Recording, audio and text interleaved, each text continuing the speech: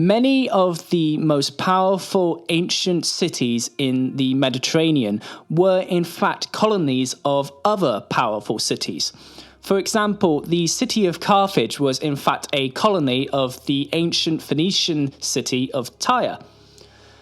Now, mainland Italy wasn't exempt from these colonies. In fact, it was absolutely filled with Greek colonies, specifically located on the foot of Italy in an area called Magna Graecia. Now, a majority of these cities could trace their lineage back to a selection of Greek cities in the Greek peninsula, specifically the city of Corinth. However, one of these cities would in fact be able to trace their lineage all the way back to the warlike city of Sparta. This is the history of Tarentum. Now, Tarentum was founded in 706 BC by Spartan colonists. Now, these Spartan colonists were in fact the offspring of Spartan women and the Spartan slave class called the Helots. Needless to say, these colonists picked an absolutely brilliant location, as Tarentum was in fact located right on the heel of Italy. This essentially gave them control over all the trade going up the Italian coast and all the trade heading down towards Greece. As a result, the city began to prosper and it grew extremely wealthy extremely quickly, thus becoming the envy of all the other Greek cities in the area. So, as a result, Tarentum actually found itself at war with these other Greek cities in the surrounding area, specifically the Mesbians. Now, to begin with, Tarentum actually began quite well. They defeated the Mesbians in an open battle. However, in 475 BC, the Mesbians absolutely butchered a Tarentine army. As a knock-on effect, the monarchy which had previously ruled Tarentine was replaced by a primitive democracy, not so much unlike the democracy in Athens. Now, the Tarentines actually bounced back quite quickly from this defeat. Indeed, by 433 BC, the territory the city held actually increased. Now, the reason for this sudden growth in influence that Tarentum had was due to the fact that the city of Croton, which had been the dominant Greek city in Magna Graecia, was beginning to decline. Now, the reason for this decline was because Croton was at war with the city of Syracuse. Now, Syracuse had by this time actually made themselves a small little empire, and simply put, Croton couldn't compete with Syracuse. Syracuse had more men that they could draw upon to field their armies. So, as a result, Tarentum actually made an alliance with this small Syracusean empire, and they began to fill the power vacuum that was left by the city of Croton's decline. So, Tarentine territory actually began to increase. However, this once again brought them into conflict not only with the Mesbians, but also with the local Italian tribes, specifically the Brutii and the Samnites. Now, despite this increase in power, the Tarentines still cannot field a large army that is big enough to compete with the Brutii and Samnites. So, using their vast wealth, they begin to hire large mercenary armies from Greece and the nearby Greek kingdom of Epirus. Indeed, a majority of these Greek mercenary armies were in fact led by Epirot kings. One of these Epirot kings we are going to call Alexander the Molossian. Now, the reason why we're calling him the Molossian is because he's actually a relative of Alexander the Great. And whilst Alexander was away conquering the Persian Empire, Alexander the Molossian was actually fighting in Italy on behalf of the Tarentines.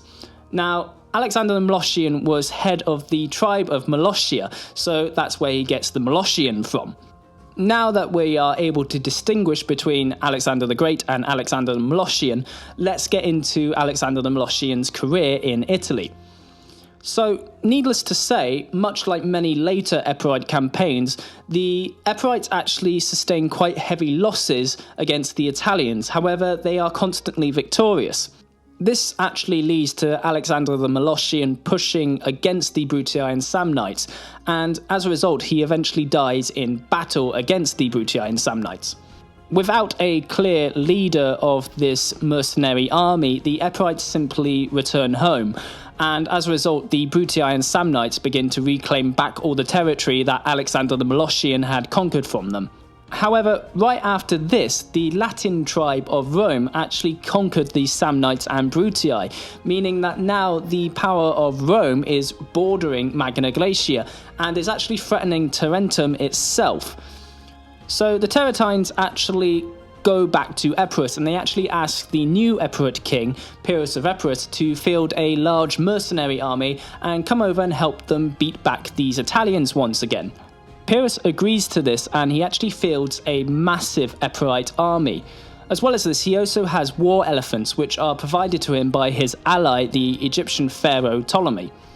So Pyrrhus leads Epirus and heads towards Tarentum, and he begins a long and bloody campaign against the Romans.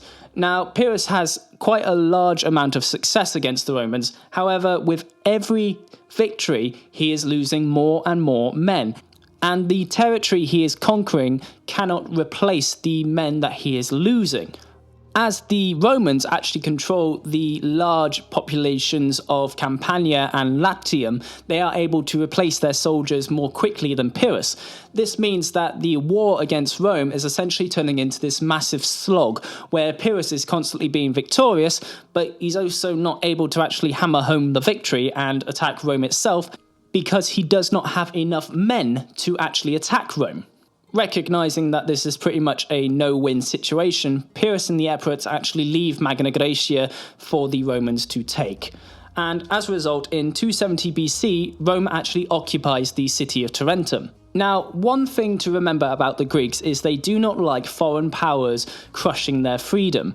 And this is essentially the case with Tarentum and all of Magna Graecia. However, the power of Rome is simply too much for the Magna Graecians to actually handle, so they kind of go along with this Roman authority over their lands until a new leader actually emerges among them. Now, this new leader wouldn't actually be a Greek, he would actually be a Carthaginian, and his name was Hannibal Barca.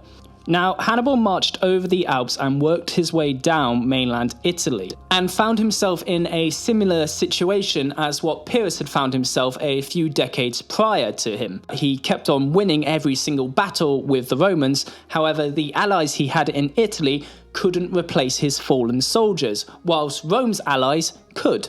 Anyway, thinking that Hannibal is the general that they need to finally break free of the Italians, Tarentum actually sides with Hannibal, and it actually becomes an important city for the Carthaginian general. What follows next is that Hannibal actually has to defend Tarentine from the Romans, as the Romans launch a massive assault against the city. Remember, Rome actually views Tarentum as having broken an alliance with them, so they want to punish the Tarentines. At the same time, Hannibal is finally boxed into a city, so there's nowhere that he can ambush them from. As a result, the siege of Tarentum becomes this massive slogging slaughterfest, and Hannibal is only able to maintain control of the city's port. Needless to say, the situation in Italy for Hannibal is not going how he would like it, and further adding to his problems is that the Romans had actually landed in Africa and had defeated a Carthaginian army. So Hannibal has to hightail it back to Africa in order to defend his home city, meaning that the cities of Magna Graecia are essentially left wide open for the Romans to recapture. And recapture them they do. After this, the Romans don't punish the Tarentines as harshly as you would expect. Instead, they recognize that the Tarentines essentially rebelled against Rome because they thought the Romans were squashing on their freedom.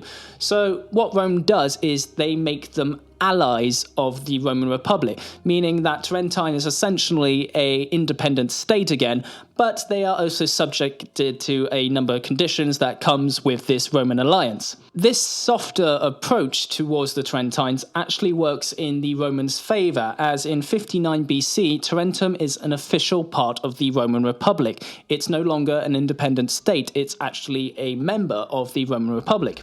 Indeed, Roman veterans from the wars against Gaul and Hispania and Syria, the list goes on, Rome was at war with a lot of people at that time, are actually given land that was previously in Tarentine territory to settle and live out the rest of their lives on. This essentially is where Tarentine as an independent city comes to an end, and it becomes just another city in the Roman Republic. A very prosperous city, but its time as an independent city has ended.